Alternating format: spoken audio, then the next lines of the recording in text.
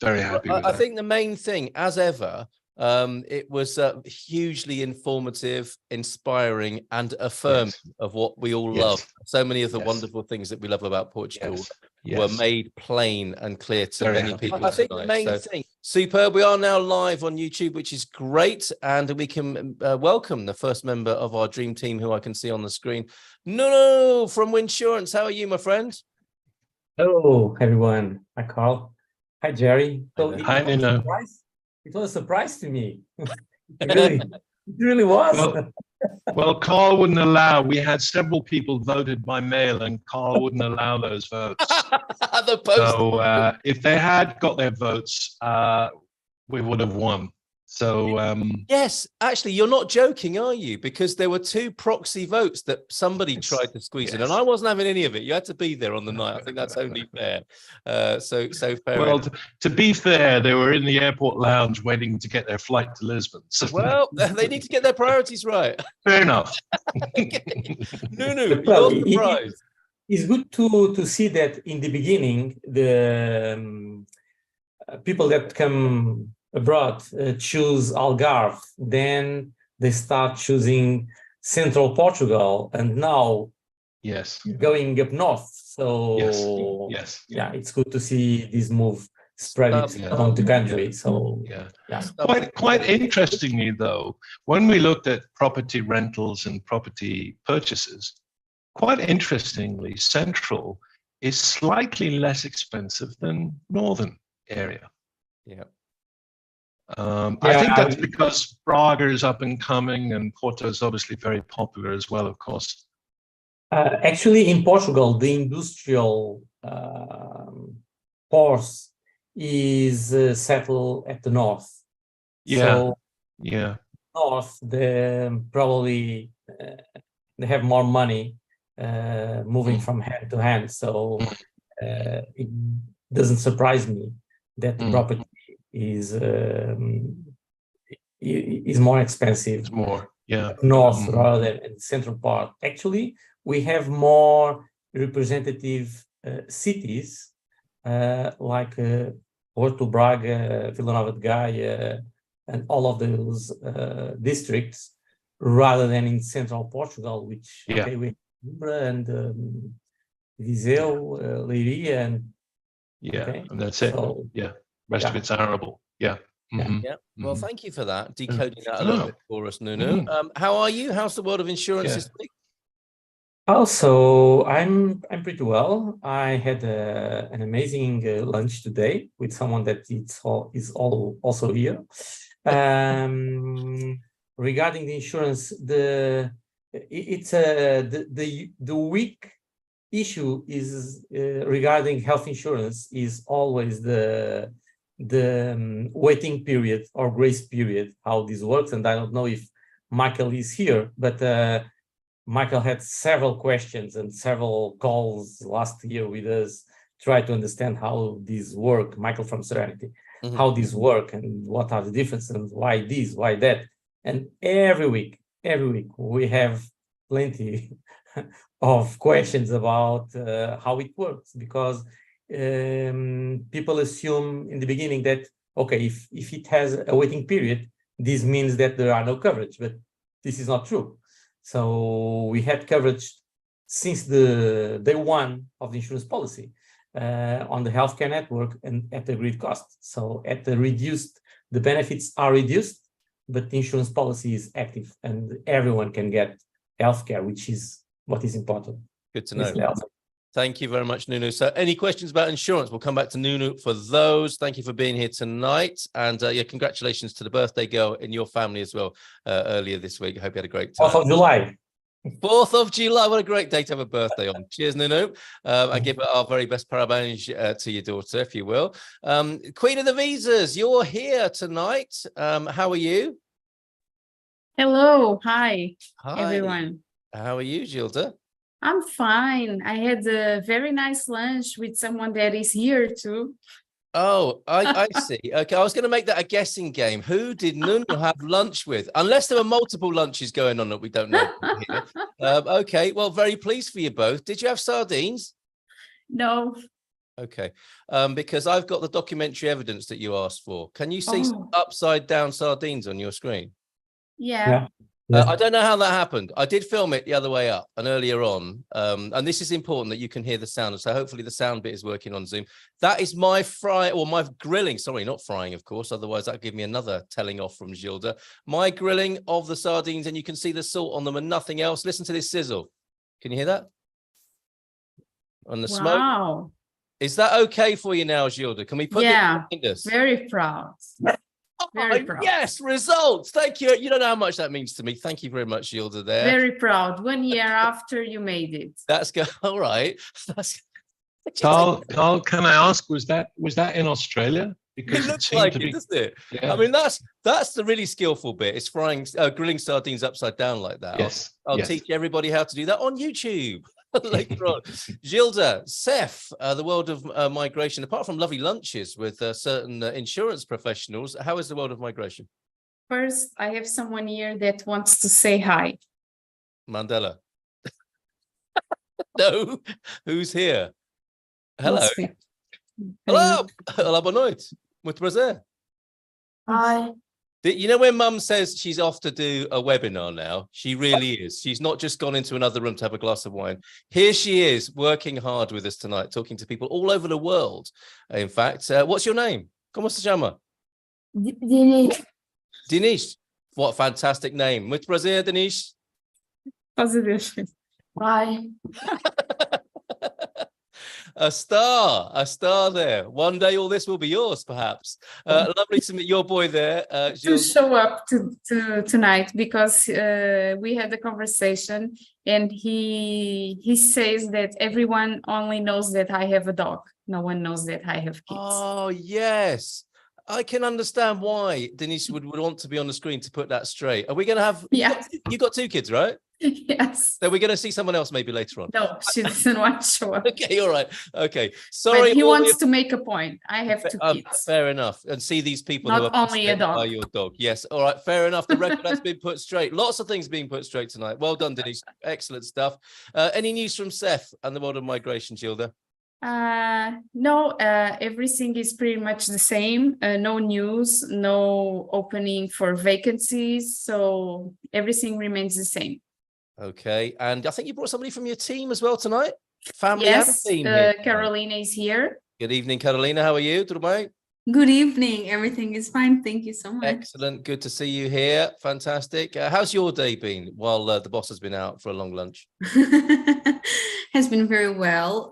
The boss went to the office after the lunchtime, and it was very nice. She was in very nice mood, and everything was very good. sweet. That's good to know, isn't it? And what sort of things do you take care of? What have you been up to today? Me? Your work at EI. What sort of things have you been covering recently? Oh, mostly I've had driver license questions that I had to answer. Yeah. And also houses related to Casa Portuguesa. Of course. And also health insurance questions. Ah, superb. Okay, so Gilda can help a great deal more with those now. If you speak to her tomorrow morning in the office. Carolina, thank you so much for being here. Fantastic Thank you. to have you here. Let's go to the world of law and to ask about the president as well. Fellow lawyers, the president of Portugal, and Daniel Reis of Reis and Pelicano. Good evening to you, Daniel. How are you? And how's the president? Good evening. Can you tell us? Well, I think he had a bit too much to drink and he fainted, so he had to be carried out to the hospital. He said, "Well, I'm all right, nothing to worry about." But yeah, that was what happened. He fainted after drinking Muscatel. And for someone that or for everyone that didn't taste Muscatel, you should for sure. It's a really nice drink, especially in the summer. With a bit of ice, it's brilliant. But hopefully you'll not have the effects that it caused in the president. So yeah. I see. And I know as a lawyer, you wouldn't say that unless it were true. So he was. It's allegedly. So we were not able to confirm if the result of Muscatel was the fainting was caused by the muscatel. So allegedly he drank muscatel and then he fainted. Well, amazing. Daniel, he said that he drank that yogurt and then he drank the muscatel. Oh, it was the combination then. It was the combo. Yeah, it was a combination. Cocktail. Who does that? Well, Yes. Gilles, I thought you'd done that when I saw it on your Facebook feed. Whoa. No. Never drink Muscatel after Actimel, which sounds like a really good catchphrase, doesn't it? But it was the president. It was the president. It wasn't me. Sorry. I'm so sorry. I thought it was you. I think that sounds like quite a nice cocktail, frankly, like almost like, those Kahlua style liqueurs with a creamy texture to them. Okay, so we can assume that he had a little lie down and he's feeling a lot better, and maybe had a Beran instead just to pick him up and perk him up. Daniel, how's the world of law? Well, all right. We do have a development, an international development that is connected with the Bar Association in Portugal. So there's an agreement between the Portuguese, or there was an agreement between the Portuguese Bar Association and the Brazilian one. So lawyers in Portugal could go into Brazil and practice law over there, and the opposite would occur in the same way. And I would say, unfortunately, with our bar association ceased the agreement between the Portuguese Bar Association and the Brazilian one. So all hell is breaking loose in the social networks and Facebook and all that, because there's a lot of people disgruntled with this. Some people do agree with it. So it has been a bit of a mayhem. I don't agree with the measure, but it is what it is. So that's the most recent development that occurred in the world of law at the current moment. And are people upset because it's a politically led matter? Is it that sort of thing again? Well, it wasn't a politically led matter in terms of politicians. It was the Bar Association themselves that decided that they would end the agreement between the Portuguese Bar Association and the Brazilian one. So that was, there's politics involved, but not politicians in the real sense of it. It was just the Bar Association. Well, we'll keep our eye on that. Thank you very much for your update. Anything to do with the law in Portugal, Daniel's here to answer your questions. And last but not least, unless I have missed anyone, and if there is someone from the Dream Team who I haven't spoken to, apart from Michael, do make yourself known to me in the chat, and we'll make sure people do know you are here. Michael, great to meet you. We're used to seeing Sarah mostly from Spartan FX. You're her colleague from Spartan FX in the UK. Good evening to you, Michael. Yeah, good evening, guys. Michael from Spartan here. So filling in for Sarah this evening. She's off on holiday. So again. I know. So and my lunch today was nowhere near as exotic as some of the others here. So it's a cheese sandwich, which is very, very British, I guess. That is so British. Al Desco as well, I suspect. Al Desco, yeah. So yes. Well, I'm sorry to drag you here and tell you about fabulous lunches and rub it in that your colleague is away on holiday. But what is it you do at Spartan FX? What's your role there? Or what's a typical day like for you? So yeah, I mean, essentially we help people move their money internationally between currencies, as an alternative to the bank, essentially, from moving funds from one side of the world to another. So yeah, a lot of the time we are sort of working relatively late into the evening here because we work with a lot of US clients. Yeah. So it's quite busy at the moment. We've got quite a lot of movements in exchange rates with interest rate and inflation causing headlines, but it's our job just to watch exchange rates and help move funds across. Great to meet you. Thanks for being here tonight. Any questions for currency movements, around currency movements, please ask and we'll put them to Michael. Jerry has something to add. Yes, I've got to say this while we're talking to Michael.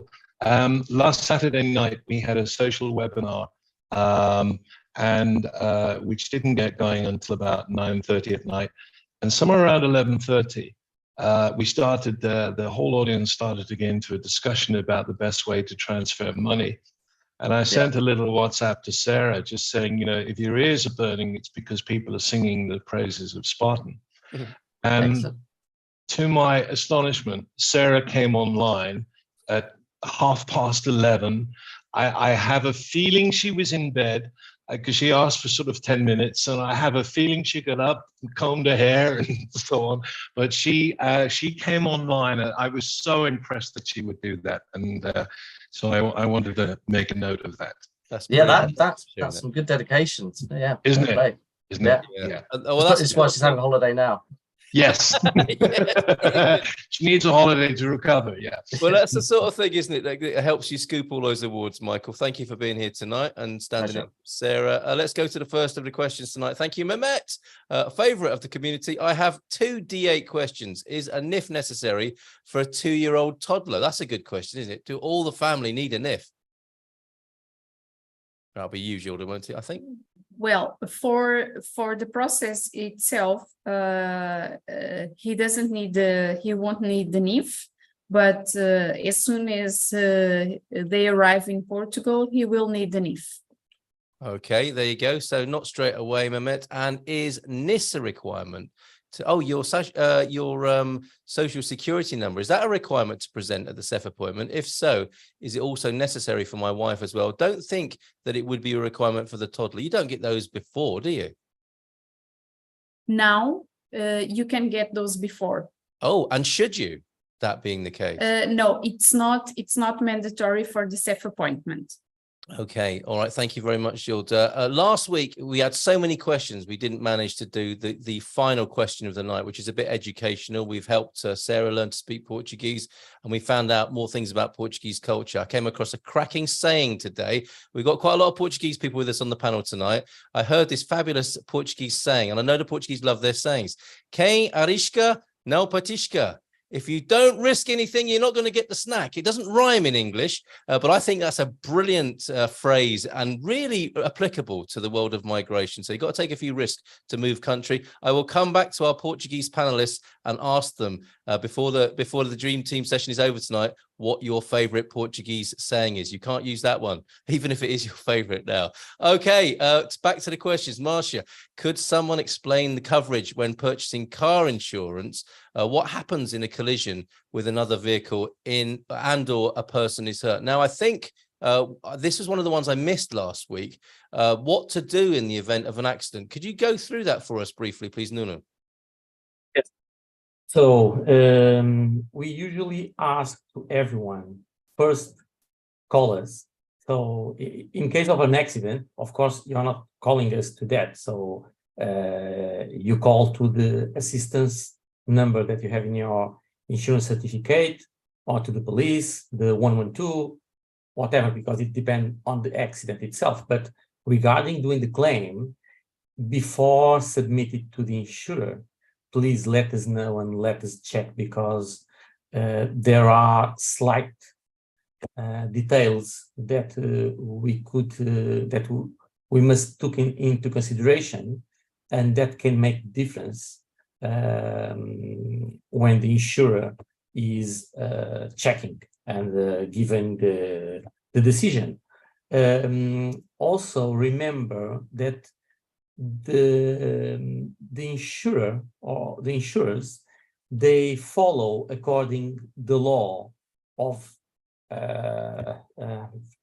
I'm missing the word of the Daniel, the Código de Estrada, I remember now. Highway code, yeah. And the rules of how to drive, they are not made, this code is not made from any insurer, is made by the legislator. Yep. So insurers only follow what is on the legislation. Sometimes it's not so clear, and we have discussions. One point that usually people that come from abroad it doesn't realize is that, or don't realize, is that in Portugal, due to a car accident, all and every injury must be paid through the car insurance policy, the auto insurance policy, not by any health insurance policy. And because we are talking about the mandatory insurance, so this is the first insurance that we must use, not the health insurance. Okay, the health insurance is never used, put on a comma, the never, but is not used to solve any injuries or medical expenses arising from a car accident. Not the primary source. Okay. Policy. Yeah. All right. Thank you for that. So, and there's a little bit more, I think, to Marcia's question here, and let me know if I'm correct in assuming this, Marcia. But that's what to do at the scene of a road traffic accident or collision. Is that you should call the police. You shouldn't move anything. You should wait for the police to come. You should speak to your insurer helpline and give them a call, and involve Winsurance as well in the processing of the claim thereafter. Is that the right procedure? Yes, usually for Portuguese customers, they don't need our help because they know how to manage this. But we know that you are on a different country, different rules. Yeah. Everything could be a nightmare. So yes, call to any of us, and we'll help you with this. So okay? three speed dial issues there. This is important and useful information. So thanks for asking the question, Marcia. You want 112. You need to know the emergency number, which is 112 in Portugal first and foremost. Correct. You should carry around your policy in case you're stopped to have it inspected. So that should be in the glove compartment or locked in the car somewhere if you're concerned about security. And it might be quite useful to pre-program the number of your insurance helpline, right, Nuno? Also, sorry, before that, also you must have your green or yellow vest. Yeah. Before and use it before leave the car in case of an accident. And don't stay crazy. Don't bother if everyone is buzzing you.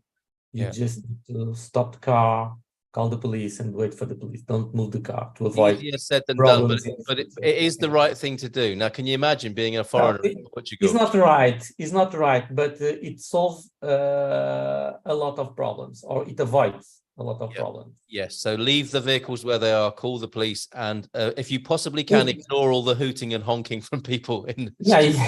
If he's a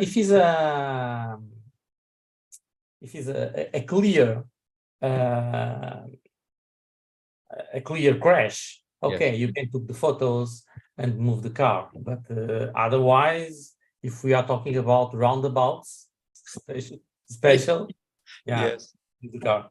Yeah, it's like playing chess using roundabouts in Portugal. Thank you for that, Nuno. And then the first part of Marcia's question, and that's why I'm going to dwell on it because I think it's very useful, sort of universal information here. Could someone explain the coverage when purchasing car insurance? Now, from other cultures, you might be getting third party fire and theft, comprehensive.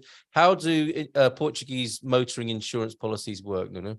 What do they cover, and what choices do you have? Yeah. We have plenty of coverages, but mainly we have two groups.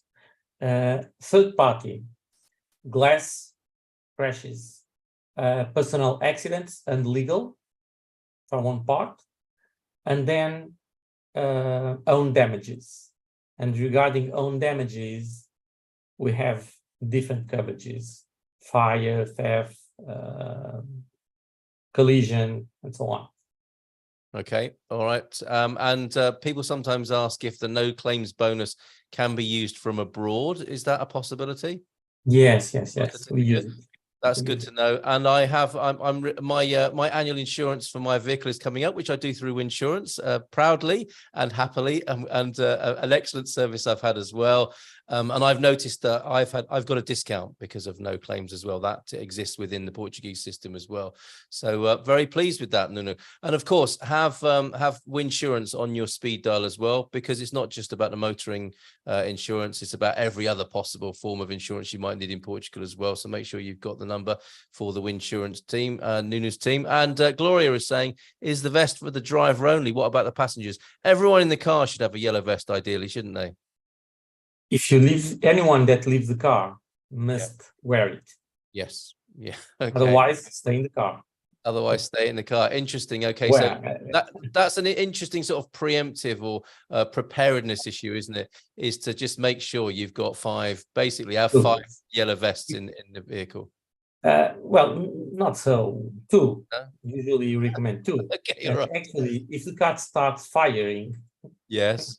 So everyone leave the car. Okay. Okay. Don't bother with the Use your- best. Use your common Or- sense as well. All right. Okay. Yeah, fair enough. Fair enough. It's just, it does become a little bit worrisome about who should have it and who shouldn't have it. And I think that's a lot to do with fines that people hear about as well. So thank you very much, Nuno. Thank you for that excellent question, Marcia, about insurance and motoring there. And sorry we didn't get to that last week, but great to see you here this week. And timelines then. This is a good one, I think, for Gilda. Hola, from Phyllis, South Florida. When should we contact an accountant in Portugal if we plan to migrate in the spring of 2024? Gilda, how do you advise people on structuring their taxation and financial affairs in the timeline? Okay, I usually advise when they do the first consultation with us, I usually advise at the same point to have a consultation with an accountant. Yep. Okay. Okay. Because it is very important, along with the migration planning, to do the tax planning. Yes, very good. Okay. Holborn Assets as well can help with that. And I'm sorry, they are thinking about moving in spring. 2024, spring of 2024. Okay, so it should be first consultation should be in December. Okay. November, December. Okay, excellent stuff. And yeah, as I said there, Holborn Assets can help if you find them in the Expats Portugal Business Directory, and we recorded a recent webinar with them as well. Thank you very much, Phyllis. Thank you, Gilda. Maybe we'll take this one from Andy. Have you got a simple answer? Is there a simple answer to what determines Portuguese tax residency? Well,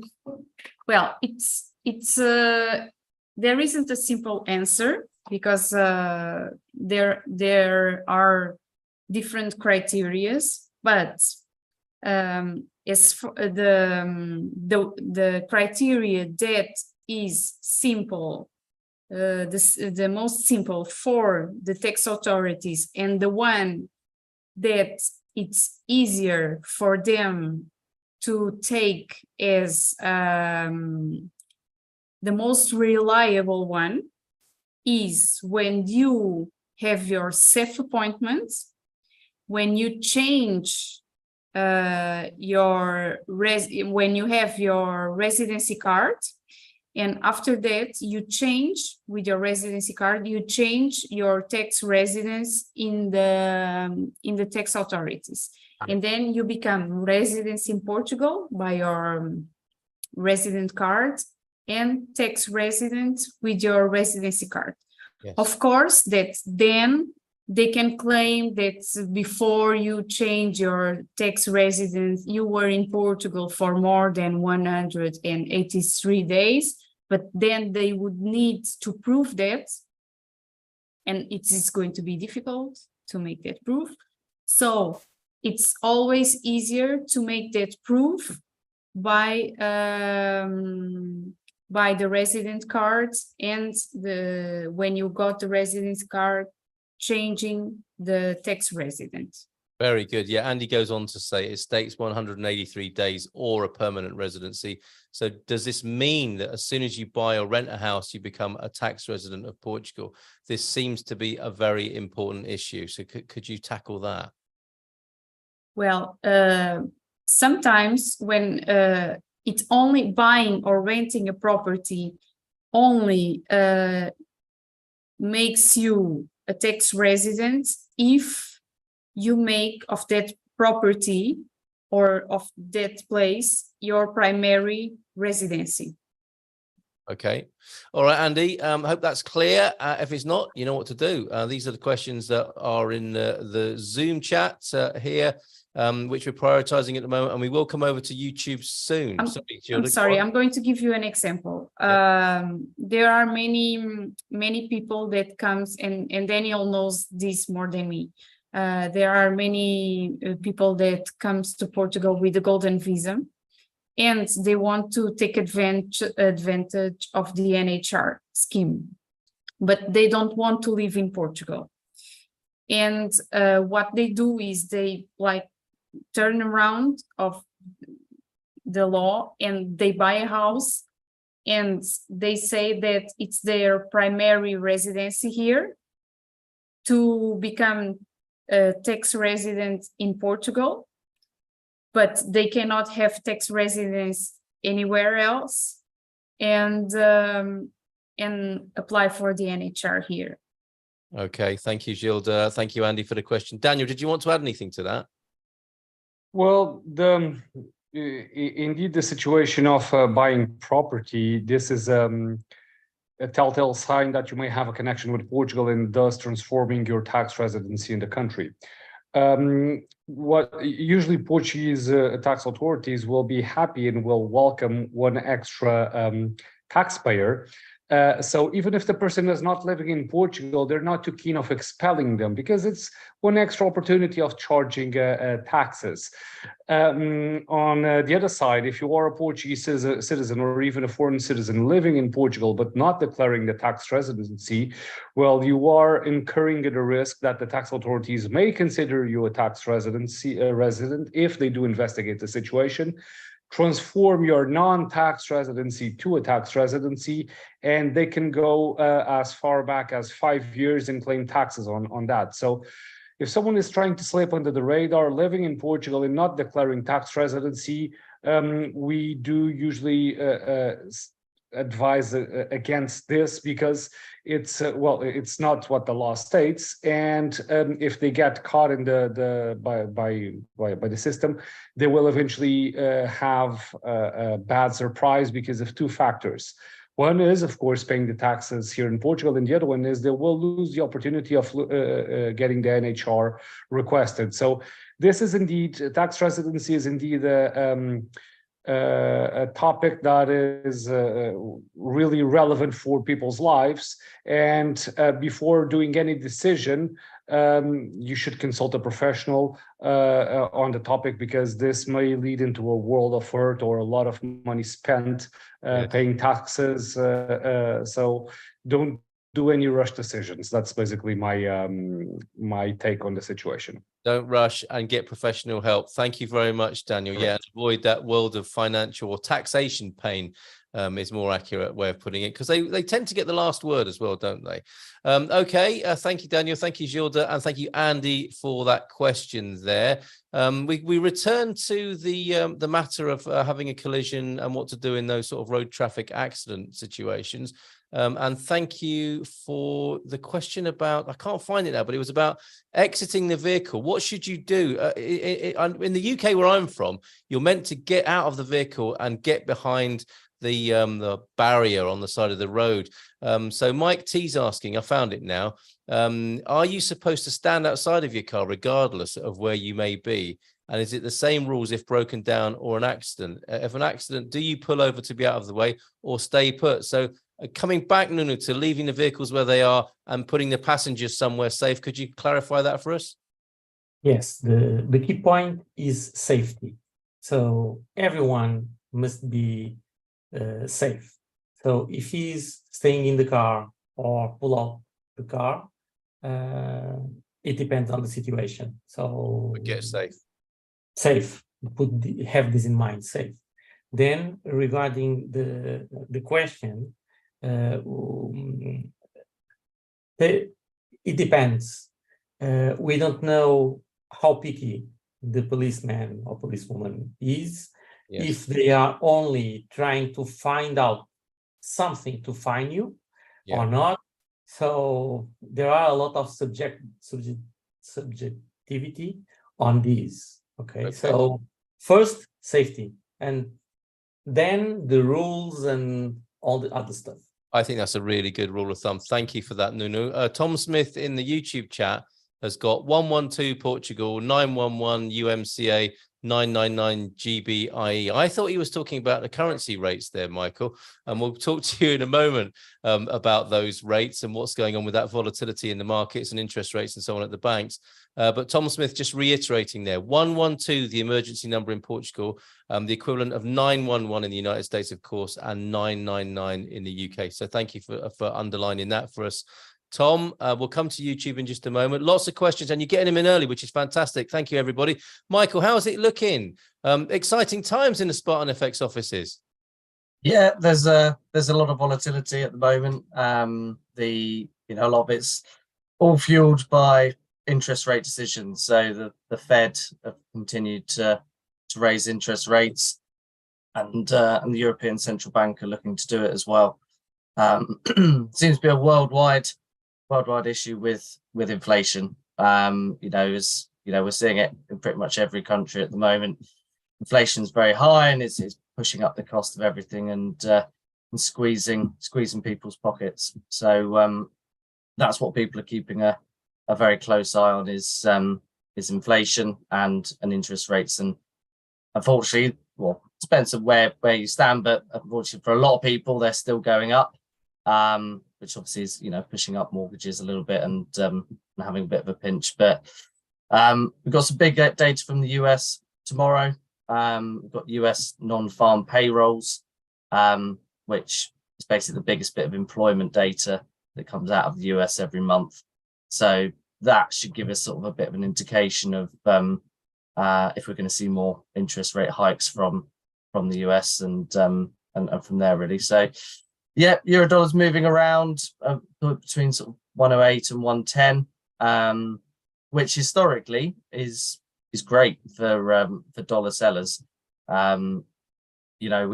We got very used to it being at 125 for the exchange rate, and it's right down at some good levels. I know it did get to near parity at one point, sort of near a year ago, but they were quite extreme times. So yeah, it does move around a lot, but yeah, overall the dollar's still pretty strong at the moment. And if the Federal Reserve continue to raise rates, then that may well continue for the time to come. No, thank you very much for that. Yeah, they all seem to be watching each other, don't they? The ECB watches the Fed, and we seem to be in a sort of vicious cycle at the moment. I hope it ends soon and starts going in a more favourable direction. So now's a good time to open an account if people haven't done that already with you. It's free to open, but also a good time to be talking to your currency counsellor, is how I've put it in the past. But you talk to your contact after the data tomorrow. It might be worth being in touch with Spartan FX, right? Yeah, no, absolutely. I mean, we always say to clients that the longer you kind of give us to work with you, the chances are the better exchange rate we can target for you. It's a case of having a conversation with us. There's a few options available as well. So sort of forward buying is quite popular at the moment.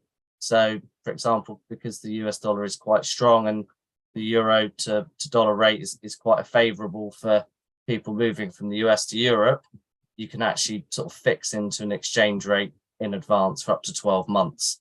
And you can do that with a 10% deposit.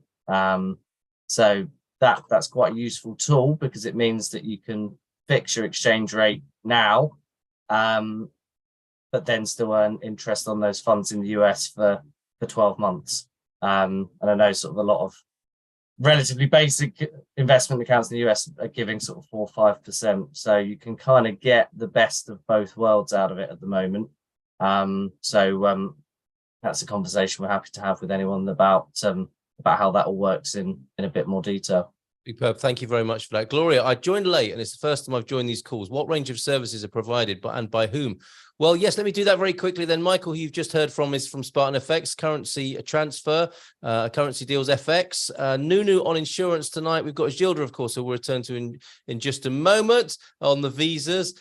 Daniel on law, and Carolina, of course, who works with EI, as some people say it, who don't know how to pronounce it correctly. Carolina works in the Department of Driving Licenses and Casa Portuguesa. So if you're looking for somewhere to live in Portugal, rental or buying, Carolina and team members of Casa Portuguesa can help you with that. So we can take questions on that too. Thank you for asking that question, Gloria. Back to you, Gilda.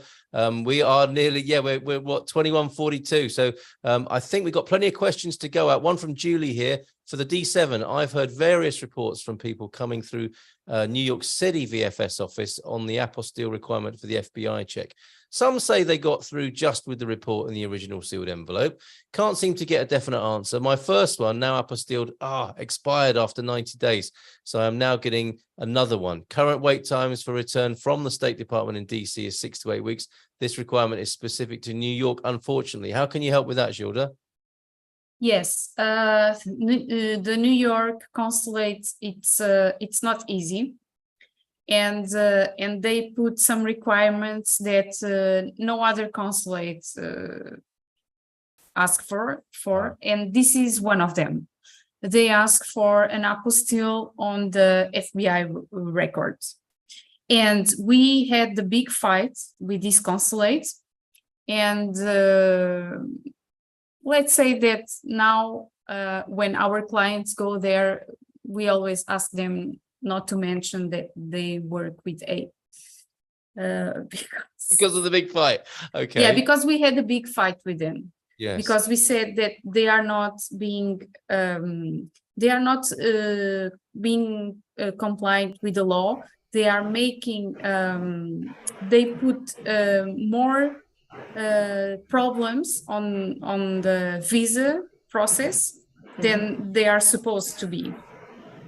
They are really, really troublemakers. There you go, Julie. We just saw you briefly there. So just to clarify, so clearly that the apostille requirement is in effect for New York City, even though people have said that they came through without it. I'm not banking on that. I'm redoing 2 copies now, but just to be clear, as far as you know, the people who said that they got through, they probably just did so by luck. Yes, probably by luck, because most of our clients that went through, well, we had a big fight because they asked a client of ours to have the criminal records apostilled, and we said no, there's no need for that.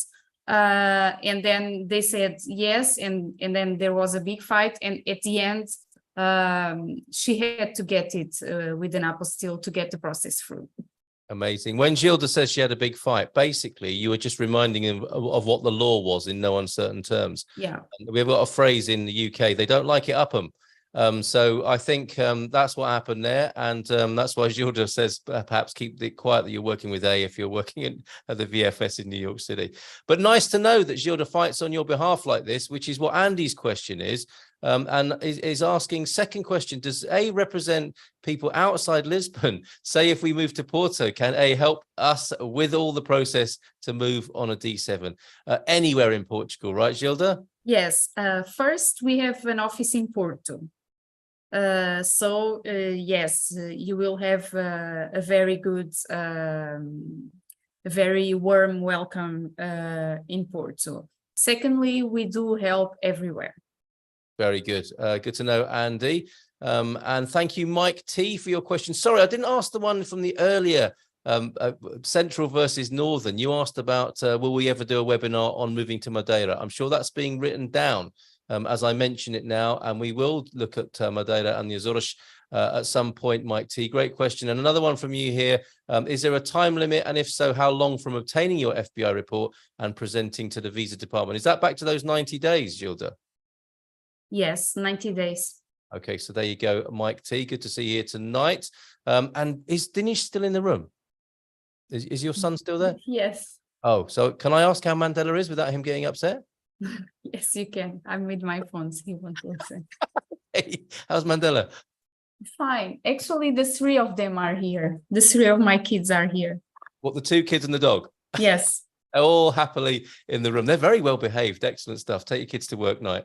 Well, because you're at home, of course. Barack is asking, if you buy a home for 290,000 with taxes included and you use a mortgage to pay for half of the purchase price, also the home is in central Portugal, now you don't move to Portugal to take up residency for a few years, would this qualify for the golden visa if we were not going to apply for a visa for a few years? If not, we are best to stick with the D7. No. So Daniel, I think we come back to you, don't we, for how the golden visa now works, and it's not going to be buying a home in central Portugal anymore, is it? Well, yeah, the situation with the golden visa in terms of the property acquisitions, it seems like it's going to end towards the end of this month, depending on the approval of the president or not. So the parliament will vote the law, if my memory stands correct, at the 16th. And then it will be sent to the president, and then the president can either veto, approve it, or send it to the Constitutional Court. Let's see what he does. If he approves it, well, that's it. If he vetoes it or sends it to the Constitutional Court, we'll have a larger window for the golden visa application submission. I would say until the end of October or something like that. But what the ballpark at the current moment with the current information that we have is the end of July, so the end of this month. Okay, thank you for that. So perhaps best then, Gilda, to stick with the D7, but keep the conversation open to see if there are any options that could work for Barak. Correct.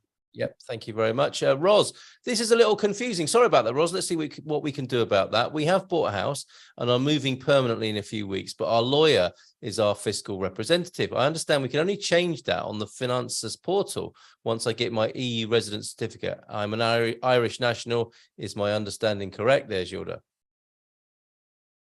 Yes, it is. Okay, and this is the problem we can return to sometimes, isn't it? Is that when you have somebody who's your fiscal representative, they sometimes hold your logins hostage. So make sure that you do have good access to your logins and that there's free movement, as it were, of all the credentials that you need. Because there's a little quirk here in Portugal in how people have your logins to look at your financial affairs, which may change in the future. It was somebody wanting to add something to that there? I do. Go on. It's a double-edged sword over there with that. We do provide the codes for every client that we are the tax representatives, but we do request that the clients shouldn't change the codes, and this is for a valid reason. Basically, what happens is that us being the tax representatives of clients that have properties here in Portugal or cars, so basically responsibilities, liabilities. The end result, if the client doesn't pay the taxes, the tax representative can be the one called upon to pay the taxation, you see. So this is in limit. This is the worst case scenario. That's why there's a lot of people that they don't want to relinquish the passwords, because they want to have full control and to just double check if things are being paid in a timely fashion. So I don't think that is proper behavior for tax representatives to withhold or make the passwords hostage. But on the other side, I think that the clients should understand that the responsibility to pay the taxation at the end may be for the tax the person that is doing the tax representation, and this may be a hefty thing to pay at the end of the day, you see. Thank you for clarifying on that. Perhaps I went to the dark side a little too early on that particular issue, Daniel. Thank you for moderating my view on that. That's brilliant. Gilda or Daniel from Connie, same residency question. What if you rent an apartment to meet the visa requirements, but must wait in the home country for visa approval? This could be 4 months, not in Portugal, but the property is rented. Does residency start based on effective start date of the lease agreement or the 183-day rule? Good question, Connie. I'll let Gilda handle this one. Thank you. Thanks, Daniel. Connie, you don't need to worry about the lease agreement because your tax residence is not going to start when you sign the lease agreement, and the proof of that you are not going to become a tax resident is that you are still applying for residency visa, so you can prove it. And then once you have your residency visa and you move to Portugal, then the 183 days start counting. But I think that before that, because normally you have 4 months to go to SEF. So before that, you are going to SEF, and then you are going to be able to change your tax residence. And then, yes, you are going to become formal tax resident in Portugal. There you go. Thank you very much, Gilda, for that. That's brilliant. Gloria, may I have your details? Daniel, please. Go to Daniel will probably pop them in the chat tonight. But the best thing to do is to go to the Expats Portugal business directory, and better still, become a member. You may have noticed that I am prioritizing the questions of members over on Zoom. And as we get more and more popular here with the rock and roll of migration that is the dream team, it's a good idea to become a member at Expats Portugal. Everybody's going to be a member. Everyone. There you go. You heard it from Gilda. Sign up, www.expatsportugal.com, and become a member. And I mean, you're getting access to all sorts of benefits and perks and discounts. It's a good thing to do. And we'll prioritize your questions here on the Dream Team Thursday night. Gilda, I have overlooked how long ago I received my FBI report. Easily done, Mike. I had to cancel my first 2 appointments, and now my appointment is July the 11th. My report was sent to me in February. Do I now need to cancel this appointment because of that?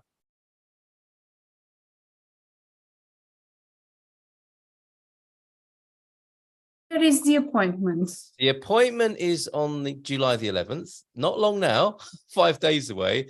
And it sounds like the FBI report has lapsed. So does Mike need to try and get an FBI report in that short space of time, which is probably a little bit unlikely, or does he need to cancel that appointment? He needs to ring you in the morning. So it's expired, right? Yeah, it sounds like it was February. My report was sent to me in February. Yes, it's expired. Yeah. So if I were, it's handy, right? It's Mike in Florida. Mike. So if I was Mike, what I would do was I would ask for a new one. Mm-hmm. I would go there with the old one. Yeah. I would take the old appointment and I would say, I have this, which is expired because I had this appointment. I already asked for a new one. Yeah. So can I change can I post and send to you this new FBI records when I get it, and try to see. I don't know if he has to make a big trip or not. If it's not, it's a matter of balancing that, isn't it? But you might take a chance there, Mike T, and that's if Gilda was in your shoes. That's what she might do. So that's very helpful, though, Gilda, and that's why you're here. I'd never have thought of that. That's a great idea. An immigration question from Ros. Let us know, Mike, how that works for you. An immigration question: does my husband, who is an English national, need to get a UK police record certificate to support an Article 15 application? As an EU citizen, I assume it is not required for me. So Ros I think, is coming on an Irish passport as an EU citizen. But what about the English national husband? No, he won't need. Won't need that. Fantastic. That's good news, isn't it? Ros, perhaps we hear less about Gilda's children because they don't chew up her shoes. Please tell me your children do not chew your shoes, Gilda. No, they are very well behaved. Right answer. Okay, fantastic. I think Gilda just restated 90 days is what Julie's saying. Have we answered everything for you, Julie? Let us know in the chat. Gilda, I read that the FBI report is good for 6 months. No, it's 90 days, isn't it? 90 days. Okay, so just once and for all, 90 days on the FBI report, everybody. Andy, we currently have active work income, i.e. a monthly wage from my company. We also have passive income above the threshold for a D7. Do we need to wait until I quit and I have no active income to apply for the D7, even though we have enough passive income already? That's because of the how the visa has been referred to, right, as the retirement or passive income visa. You can still have active income, can't you, with a D7? Yes, what I've been doing to our clients in cases like this, if they have enough passive income, we are just showing the passive income and we don't mention the active income, because if we do mention the active income, they will so we deny the D7. It needs to be a digital nomad and blah blah blah. It will get them confused. Okay. So we focus only on one type of income. Yep. Okay, brilliant. There are recurring themes, aren't they, when we do these dream teams and the webinars? We are planning to move mid-January, says Ursula, from US on my EU passport. My husband is a US citizen only. Does the FBI background check of 90 days apply to him as well? So Ursula's moving on the EU passport, I'm guessing. Does it depend on what method she's using of reunification or? Oh yeah, if he's a US citizen, he needs the criminal record. Going to need that anyway. There you go, Ursula. For anyone applying in New York City, first available appointment. Thank you, Julie, for this intel here. First available appointments are October the 4th. That's some way away, isn't it? D7, travel insurance requirement, 4 months or 1 year. Thank you. Back to you, Nuno, for that. Actually, I think that Gilda has a more accurate answer, but Gilda, as far as I know, it depends on the consulate itself. Right. Okay. Yes. All right. Thank you very much. So it does depend. It varies there on. So you just check, and it is this. It's for Julie. It is for Julie. Yeah. Julie, it's New York, so go for 1 year. Okay, go for 1 year just to be sure. That's really helpful. Julie, I hope you feel like you've had some value tonight, and as have many other people here in the chat. And thank you to... I'm sorry, I need to go back to the question of the last one of the Andy, the criminal records. Or Ursula with American husband and coming on EU passport? Yes. Yes. So she's from? That we don't know from what I'm seeing, but planning to move in mid-January from US on my EU passport.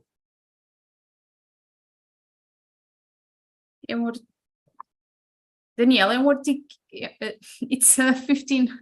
It's a 15, Article 15, so it's the same. No need of a criminal record. I think correct. We need to know. Maybe it's the same. Doesn't need the criminal record. No, doesn't need the criminal record. All right. Just in case we've got some of that backstory wrong there, Ursula, or have made some assumptions, I suggest a call to the AE office. Find the details in the business directory. So on, Julia, go on. Yes, do that so we can analyze it. I have US and EU Polish passports. Polish, yeah.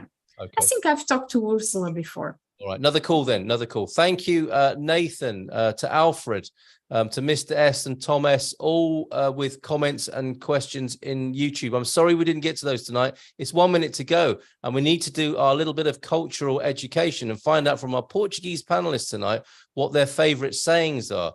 And you might think to yourself, well, what's the point of that? Within the sayings are a great insight into the Portuguese psyche, as well as a bit of vocabulary. Nuno, would you like to start us off? What's your favorite Portuguese saying? I don't know if I have a Spanish favorite, then.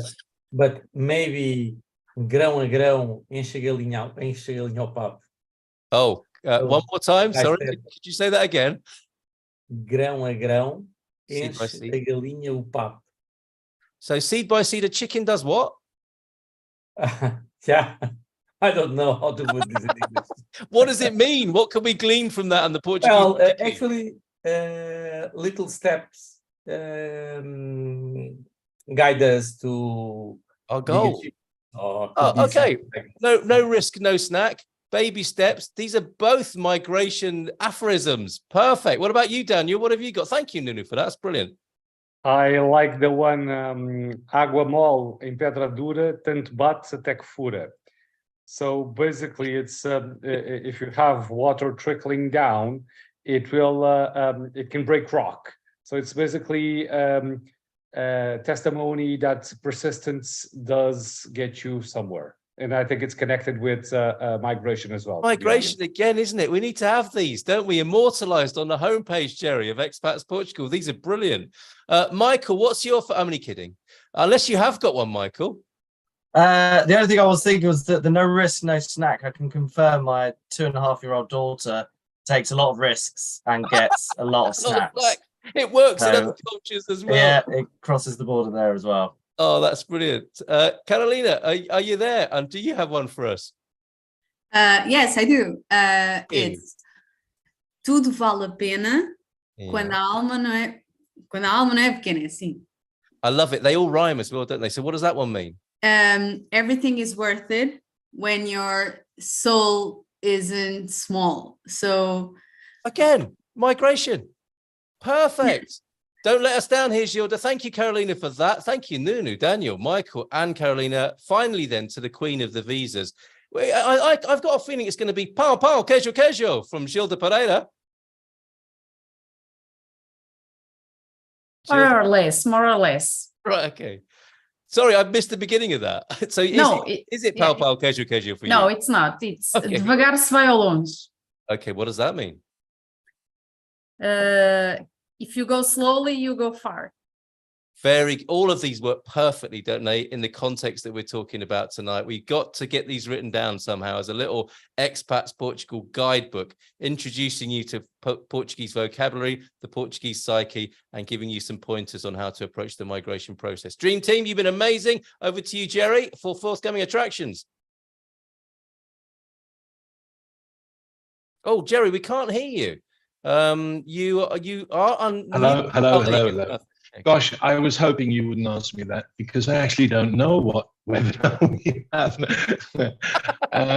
We're missing a certain member of our team is fast asleep in Australia right now, and I sent her a message and she hasn't replied. It's not good. She's the one that knows about the parties, not Jerry.